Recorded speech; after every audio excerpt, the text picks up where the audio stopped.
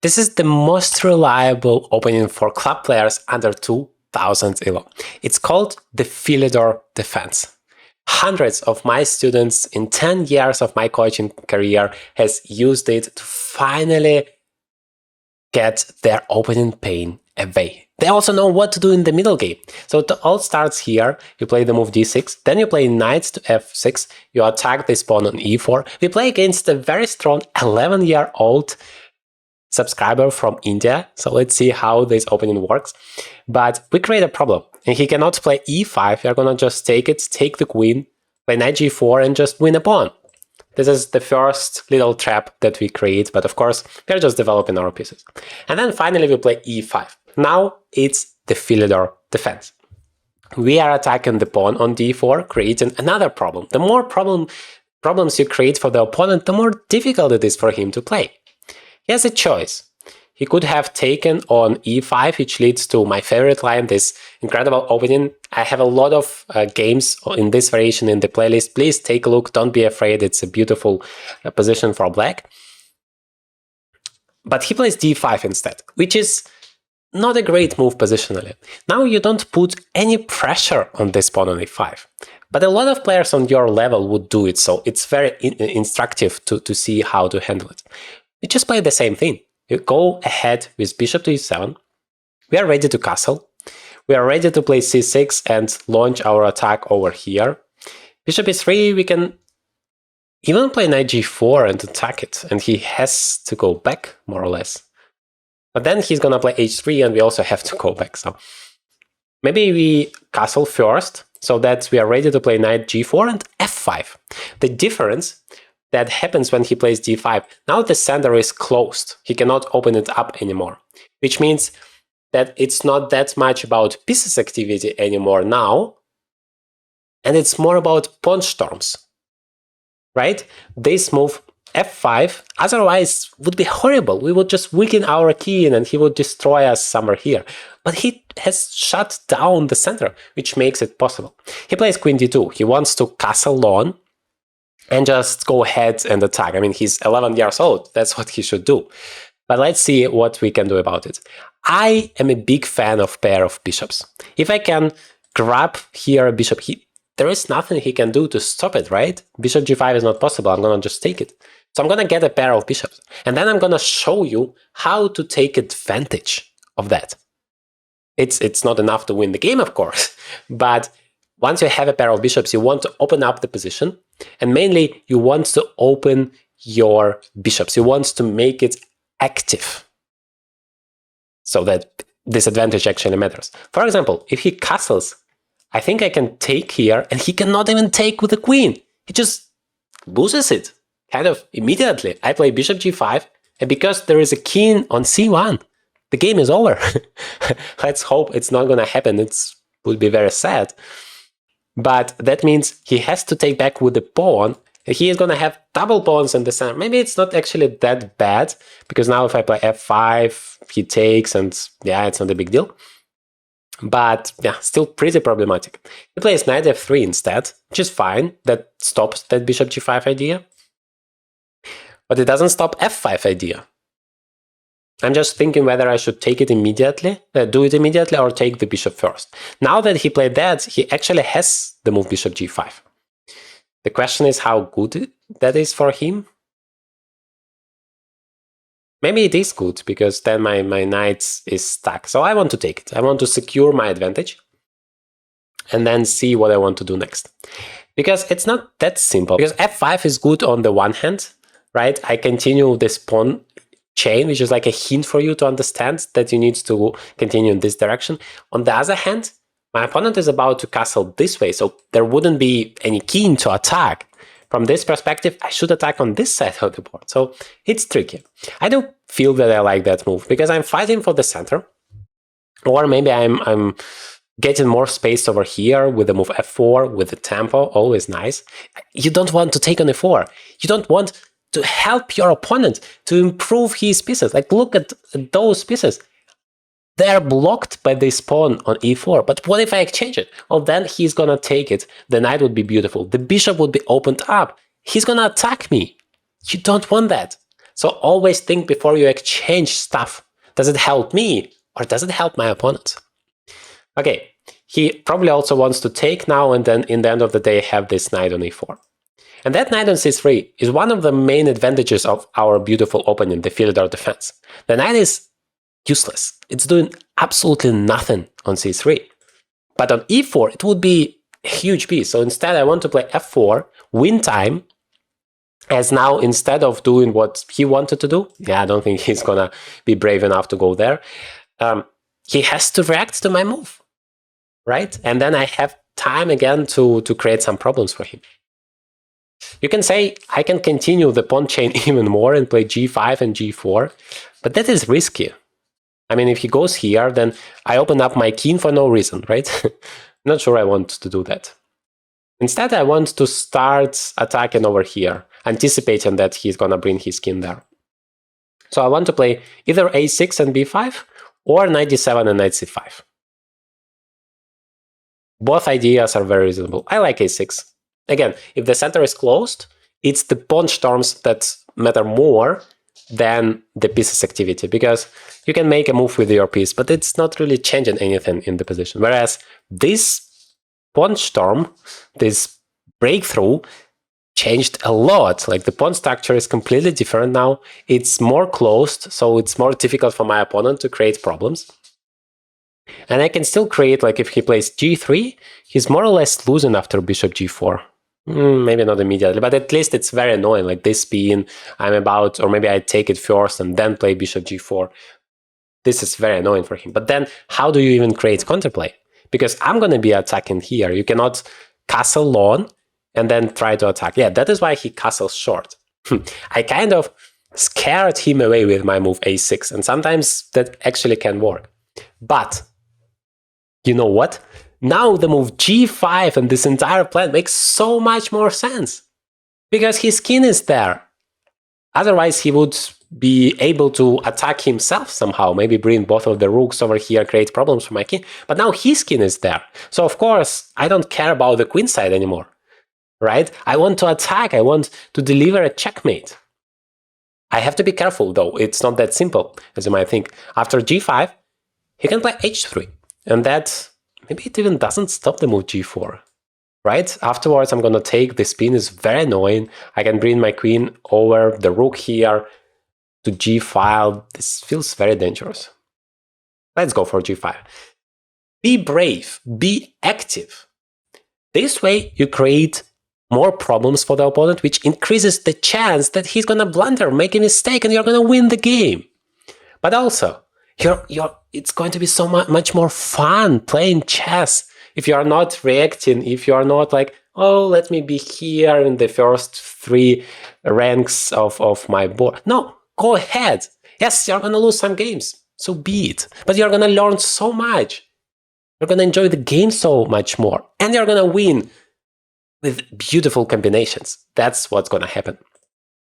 Okay. But be careful with threats, be careful with your opponent's responses. Never ever make a move in chess without thinking what your opponent can do in response. So do I play h5 or g4? If I play h5, it feels very tempting, right? Next move we play g4 and like this pawn storm is going to destroy him. But I think he has the move knight to h2, and then I cannot play g4 at all. He's going to take it twice. I do have the move f3, sacrificing that pawn. And then if he takes with the pawn, I'm happy I'm taking here. If he takes with the knight, my pawn is here. So I play g4 anyway. Takes, goes backwards. I don't feel like I achieve much. So that doesn't work, and I play g4 instead, immediately. Now knight h2 doesn't make any sense. I mean, f3 is just destroying him. So he has to take. Then I take back, and I opened up this file. Once you open up some files, like the pawns have done its job.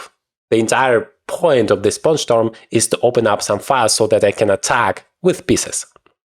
So afterwards, I'm going to try to bring my pieces over there, maybe the queen over here, and create as many difficulties for my opponent as humanly possible. Let's see if I'm going to be successful with that. I go 1,000 times deeper into this opening in my 10-day opening mastery program where you build a completely full, holistic opening repertoire, both for white and black. Not only that, it completely transforms your chess understanding if you click the link in the description and read people's stories of how many hundreds of ELO points they got thanks to the course, how much more they enjoy and understand the game after the program. You also get live lessons with me included completely for free. So check out, it's limited time opportunity. The link is in the description. He goes 91 instead of taking the pawn. I understand he didn't like the spin, but I think it's just too much. You cannot play that passively. First of all, I can just take. Let me think what can be wrong with it. Doesn't matter how great you think your move is, never underestimate your opponent. Always think about potential opportunities for him.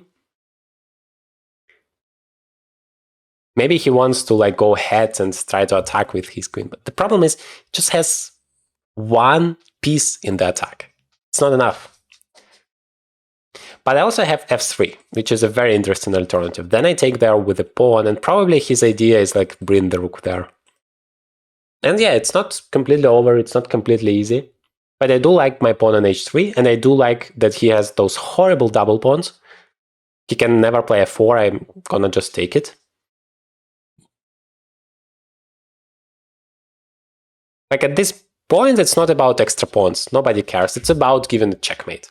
And from the perspective of giving the checkmate, I like playing f3 more than I like takes, because takes, you can just ignore it. He can play queen h5, if I take it, he brings the knight there, although f3, but then knight h3, then king goes here, then he's gonna start attacking. I don't like it. I can just play h5, supporting my pawn, but then I don't like the move f3. Well, I can still take. Yeah, there are so many interesting opportunities. h5 actually makes sense, now that I think about it. Just saying, okay, let me protect it, let me bring more pieces and destroy you afterwards. No, I think f3 is the most instructive move here and completely destroys the pawn structure. It's the way you're supposed to play, like the successful path, if that attack is working, so that you can get to the king, you can open it up, you can destroy your opponent's pawn structure, and then your task is just to bring stuff there and actually deliver a checkmate. Now, it's not completely simple, and I'm not promising you it's going to be simple. Well, unlike this case where it actually is. But that's the way you're supposed to play. You create as many problems. Like this blunder my opponent committed here. Yes, it's a huge blunder. He's losing the queen, just one move. But it didn't happen out of nothing. I was deliberately creating threats for the last like 10 moves. And he struggled a lot. By the way, even though we are playing as black here, we are in the driver's seat from the very beginning of the game. And the more pressure I apply on him, the higher the chances that he's gonna blunder like that. So it doesn't happen automatically. Create those problems for the opponent and thank me later. Yeah, I think before making that move, he hasn't thought about his opponent's opportunities. Maybe he has thought about taking this pawn, taking that pawn, but that's all. And you remember checks, captures, and threats. Always consider those opportunities for the opponent before you make your own move. He still has 12.5 minutes on the clock. You cannot just make a move. Especially like move your queen and don't think whether your opponent can take the queen or attack the queen. It's just not possible. And it's just very unfortunate for him that the queen has 0 squares to go. Even though there are a lot of potential squares that can go, all of them are covered. But if you are so active, if you are constantly going forward and you're creating those problems for the opponent, it might as well just happen that way. Notice that I haven't really finished my development, and I always tell you in all of my videos, please develop your pieces, one piece, one move. You should do it as fast as possible. But I hope you understand, the pawn structure matters a lot. Here, as the center is closed, it doesn't matter that much. Like, yes, I could have bring the knight to c5, and it would be pretty active, but it's like not really dangerous for my opponent. Whereas this is either giving him a checkmate or winning the queen. So you should have that priorities and feel this balance between developing your pieces, achieving those goals of the opening, as well as creating problems for the opponent. In the best case scenario, you always combine the two things together. You improve your position, like develop your pieces, and create problems for the opponent. In this case, because the center is completely closed, I used my pawns to go forward and attack him. And that worked out. If the position is opened, like if you imagine those pawns wouldn't be there, he would just destroy me. I mean, my king would be way too weak. So in this case, I wouldn't waste so much time with the pawns and open up my king. Instead, of course, I would bring my pieces out. So take a look at the pawn structure to understand what you're supposed to do. But how do you actually win in this position? I think I still want the same. I want to open up the king as much as possible, and then I want to deliver a checkmate. So I take there first, because if you would have taken here, then he just plays g3. The position is still great, but your queen doesn't have a way to come through. Whereas here, I now take and it's opened, and I'm actually threatening the checkmate. He can defend it, but I'm gonna take it and then bring the bishop and again threaten a checkmate. So unfortunately for my young, talented opponent, I wish him all the best. His chess career, there is nothing you can do here to stop the checkmate. He can now go away instead of taking, but yeah, still the queen is coming. He plays f4, the last active move. I like the spirit. It's gonna help him a lot in the future, but unfortunately, it's a checkmate. But what if your opponent is more advanced and he doesn't play d5? Our opponent here is more advanced, 1400 elo, and he plays d4. Guess what? You can still play exactly the same opening. You still play d6, then you go for knight f6, and you try to make this e5 possible. Right now you cannot do it because you don't have enough defenders. And please never ever blunder this e5 pawn. This is like the most important one. If you're gonna play e5 here and blunder it like that, the entire position is gonna collapse. He's gonna take your queen.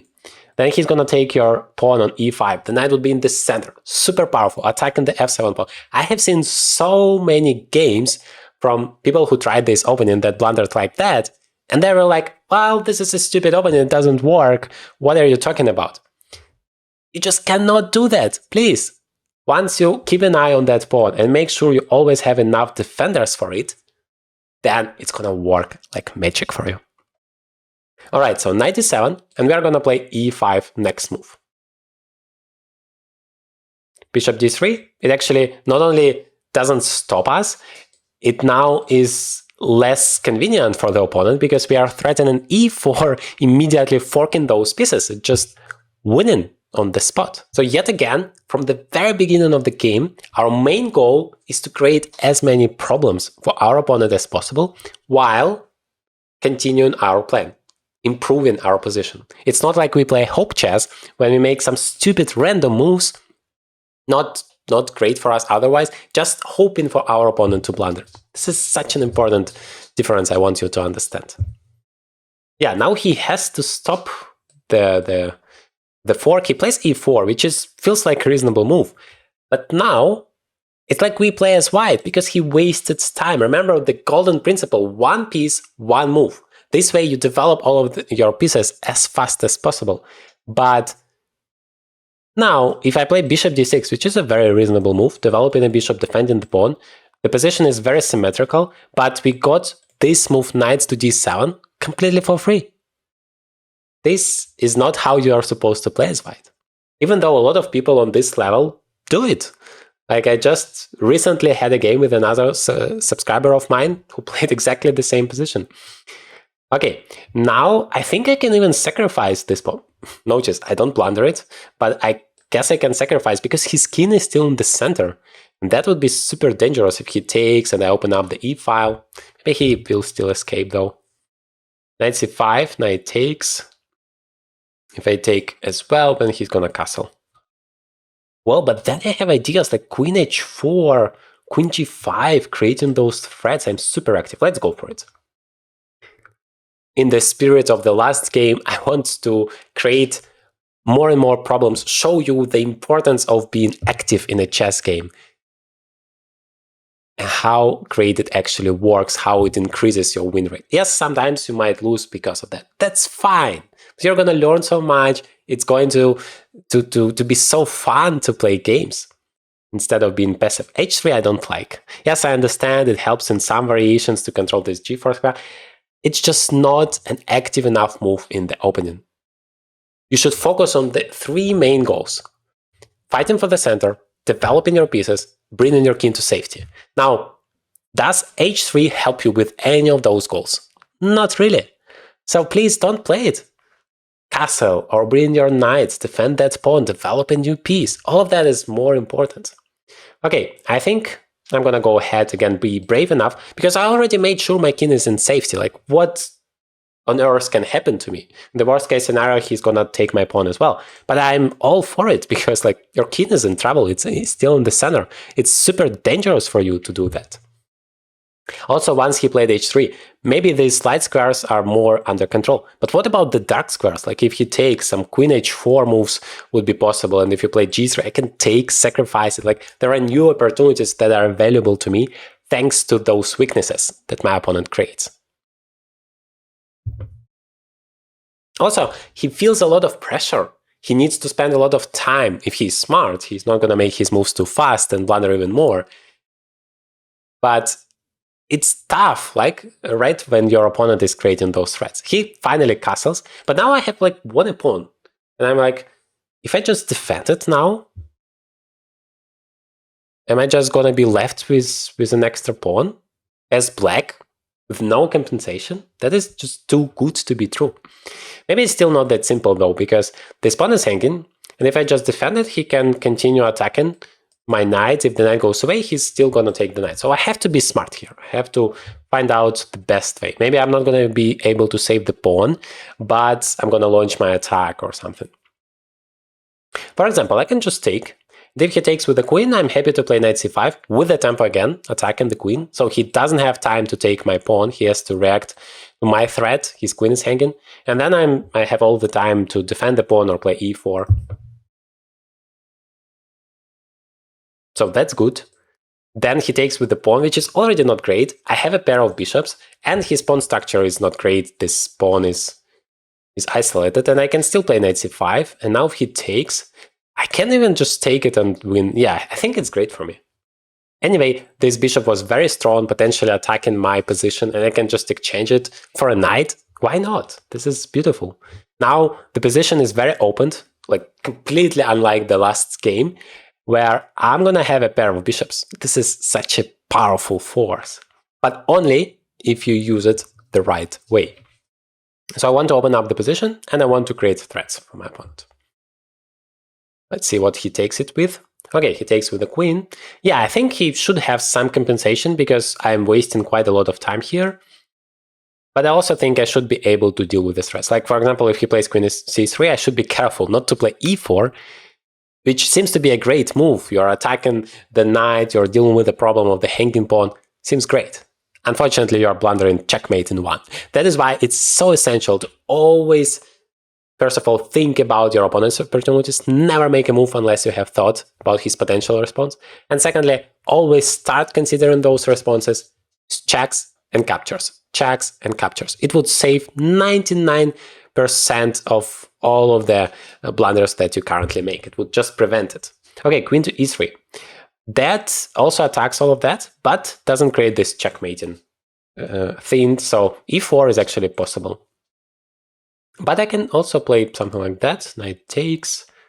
This is a horrible pin. Like, I can just play knight d7 or something. But he does. Seems like he does take it. Maybe f6. Actually, he doesn't have any checks. Normally, f6 is a bad move because of like queen c4 check and then knight f7, and we are lost. But in this case, there are no checks after that and like f4. Wait, after ok8 and takes, I can just play f6 and take it immediately. If he takes with the bishop, well, nothing really changes, still f6. So I like the move rook e8. Instead of going forward and making moves with the same pieces that are already developed, I want to bring new stuff into the game. This is almost always better. e4 does not develop any pieces, and it improves my opponent's bishop tremendously. Now it's like a monster piece there on b2. So if I have a chance, I don't need to do that, then why not? Now I'm ready to bring a new piece, the bishop, to f5, creating a new threat. Or maybe f6 is a reasonable option. just to say, I'm going to defend that pawn. My pawn structure is rock solid against this bishop. And yes, I might have some weaknesses in terms of my light squares. But guess what? I have a light squares bishop and you don't. So there is like no big deal. I'm going to place it on e6 and there is nothing dangerous you can do against me. Okay, always think, I was thinking about f6 and all of those fantasies, but right now I have to stop and think, what is my opponent's idea? What he wants to achieve? Why on earth did he play rook d1 instead of something else? Well, it turns out there is a pin here and he's potentially threatening to like do some nasty stuff here. I have a very simple solution. I can remove my queen from the same file with my opponent's rook. Never a good place to be. And at the same time, I add more defenders for everything. For example, if he takes, I can take back and my knight is not hanging, stuff like that. I also defend the pawn one more time. I also open up the way for my rook to be developed, as later on d file is an open file, so I'm happy to bring my my rook there. Potentially, I also have some ideas like e4, and like he plays knight to d4. I have queen e5 threatening some nasty threats, queen h2, queen h1. So that is also possible thanks to this move. And I didn't really like queen f6 because you don't want to be on the same file with your opponent's rook with your queen, but you also don't want to be on the same diagonal where your opponent's bishop is. There is a pin, I can never play e4. Why do I need those problems? Knight c3. Well, that, again, stop everything. Don't think, let's just play e4 and forget about everything our opponent can do. No, think, what is the idea first? Whenever you see knight to c3 in this beautiful opening the Philidor defense, you should think about it coming to d5, sometimes to b5. And there is a perfect solution for you to solve the problem. Just play c6. Yes, in this particular case, I need to be extra careful, like not to blunder here, but I do think I always have b6. It's not a big deal. And otherwise, this pawn is like controlling all of the squares. The knight cannot go forward. It can go to e4, but I'm going to just exchange it. And otherwise, it's just blocking his bishop, and actually, it's not great there. But very important to stop it from going to d5. If he would have played knight d5, it would be such a catastrophe for me. Okay, yeah, now everything is hanging, but I can just exchange it. And I have pure 2 bishops advantage. This knight was a problem for me anyway in many variations, somehow not that stable. Now it's gone. And I can think of now continuing my plan. I can play bishop e6, bishop d5, feels reasonable, but I need to check what happens if he grabs my pawn. I thought that it's not possible. I have bishop d5, and then I attack this guy many times. If he takes me, I just take his queen. On e4 with my queen. Bishop e6, knight e5, the same, bishop d5 and takes. So it seems to work. Like the alternative is f5 and e4, which is also very interesting. But if I can bring a new piece into the game, continue my development, solve all of the potential problems, like, I don't know, after f5, there are no checks, no weaknesses, everything is under control, then why not? Don't overcomplicate things. Chess is a difficult game enough. Okay, he actually goes for it. I think he hasn't thought enough about his opponent's potential responses. He was like, oh my god, I can grab a pawn, let me just do it. But he hasn't thought what his opponent can do. Please never do that in your games. So bishop d5, let me not repeat my mistakes, because maybe I do something wrong as well. Maybe I'm blundering next c6 or something. But I think it never works. This knight is basically pinned. Whenever it goes, unless it's a check, but there are no checks, I'm just taking his queen with a queen. So it doesn't work.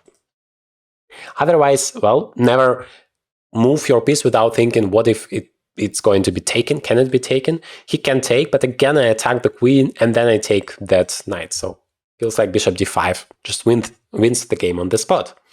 Unless I'm blundering something that I didn't expect, like queen g4. But the problem is, for him, I always take it. I block the diagonal. I'm super prepared. Like, this is the advantage. If you bring all of your pieces, or almost all, in my cases, this rook is still not there, you have so many more opportunities.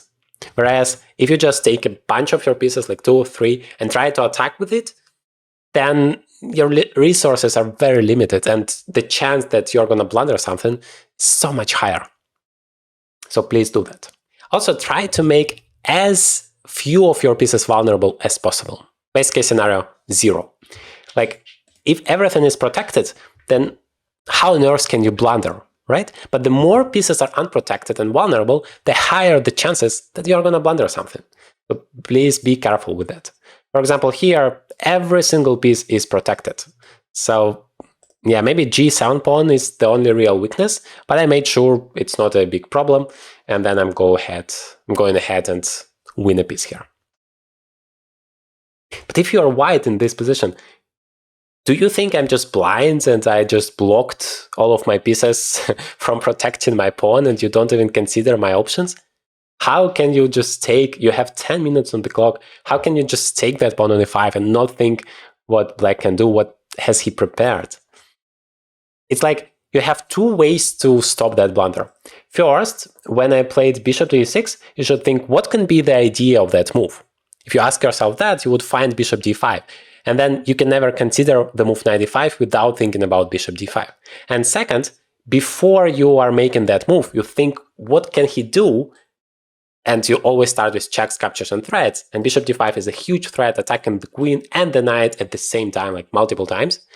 So you would never blunder it.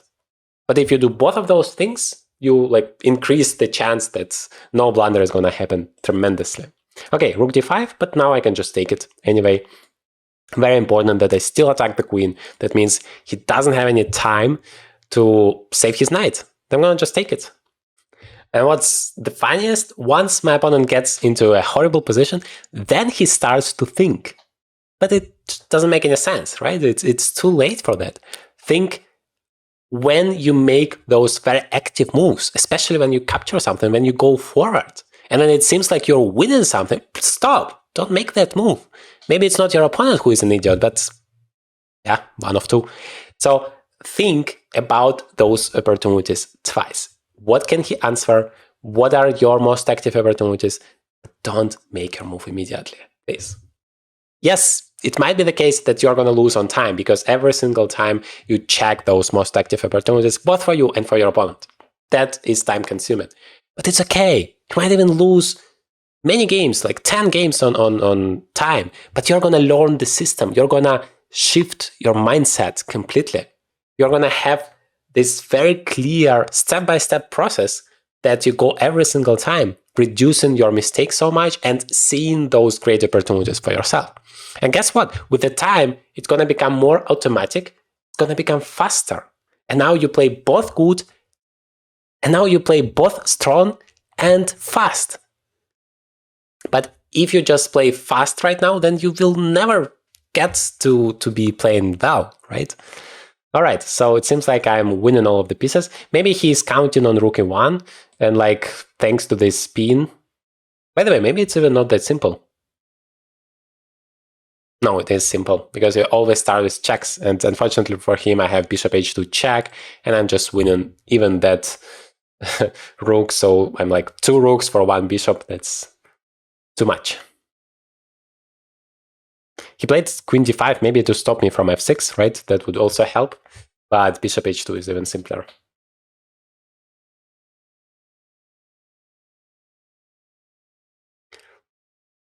He might have played queen to g4 instead, so that after takes rook e1, I cannot really go away, because then the checkmate would be there. But then I would have f6, so there was no way to stop all of the possible ways for me to deal with the problem.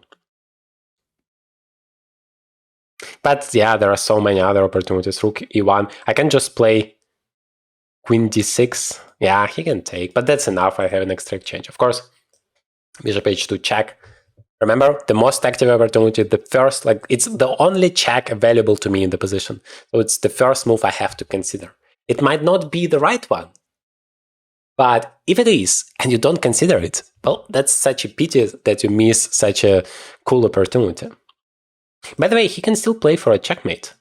Like, takes. He can play queen g5, and like, yeah, try to stop the checkmate. It's not that simple. If you want to play g6, I have bad news for you. Queen f6 or queen h6, and you are in total trouble. Don't think that it's like easy, relax, I have 2 extra rooks, what can happen? It's never too late to spoil your game. So I have to be careful. Let's think about it. Takes, queen to g5. That's what should happen. How do I stop it? I think just f6 makes a lot of sense, but he can still take it. The checkmate idea is going ahead. I mean, it's really not that simple. Even though I have 2 rooks for just 1 bishop, if you are active with your pieces, if you are constantly creating threats, like give me 1 move, don't create any threats for me, the game is immediately over. But if you keep creating those problems, even being heavily down in terms of the material, you can still create your chances. So don't be afraid of your opponent, be as active as possible. But let's figure out how to actually solve the problem. If you think king f8 trying to escape, that doesn't help. It's checkmate in a few moves. No, what do you do? Why do you play queen to d4? That's just f6 and that's game over. But queen g5 was actually interesting. After f6, bishop takes f6. And again, the checkmate is coming. Yeah, probably then g6 helps. Because now the 7th rank is opened. And if you play queen h6, I can play rook e7. I just have too much extra material. But queen d4, it can never work. Just f6 and now all of your pieces are stuck. Yes, you can give me 1 check, but nobody has died from 1 check. The students of my signature program 10-day opening mastery on average get more than 200 ELO points after completing the program. It now has live lessons with me, so I will analyze personally your games and point out exactly what you do wrong so that you can finally stop blundering. You just forget this word completely. And on top of that, you get a full holistic lifetime opening repertoire. I go like 1000 times deeper than here with YouTube because I cannot show you all of the possible lines. I cannot just go step by step, move by move and show you what to do against this or that and so on. So check it out. There is an absolutely amazing deal, 50% off if you join now. The link is in the description. The only thing that you actually need to do in such a position, just exchange the queens. Without the queens, you can never blunder a checkmate, and you can just activate finally this last rook into the game. Never had a chance to do that. And then the rest is simple, matter of technique. g3, yes. So bring your rooks to the 2nd rank. That's where the rook is super powerful, super active. That's what I want to do. Attacking this, basically there is no way to save all of the pawns. And what is also important in the endgame, create passers. And once you have passers, just push it forward. Finally, you want to activate your king. In the opening and in the middle game, basically as far as there are queens on the board, you are very afraid of going forward with your king because it can get checkmated. In the endgame, that changes tremendously. Your king is a fighting warrior now that you absolutely have to use. So many players forget about it, as a result lose their endgames. Okay, and of course, pieces activity is everything. So I activate both of my rooks. This one is fantastic. I don't have a passer yet. That is something I should work on. So let me activate the rook. And notice that with every move, I try either to improve my position or create a threat against the opponent, or both at the same time. Yeah, that move unfortunately doesn't help. You have to understand the threat, not just think, okay, let me bring my king closer, but what actually your opponent can do. Why did I play rook d3? Not just to be there in front of the bishop. I wanted to take it. And then you have to ask yourself, does my move stop my opponent's threat? No, it doesn't. He can still take. Then it's not a good move. All right, so how do you deliver a checkmate? You need to bring the king into the kill zone. The back rank is a perfect example of that. You have already achieved that. Now we need just to make it all clear so that the rook are controlling all of the files and the king has nowhere to escape, and then just give it a check. Yeah, like here, let's go away, and then the checkmate is coming. This is exactly how you crush anyone under 2000 ELO with this beautiful opening. In this playlist, you can learn so much more how to react to different potential responses from the opponent.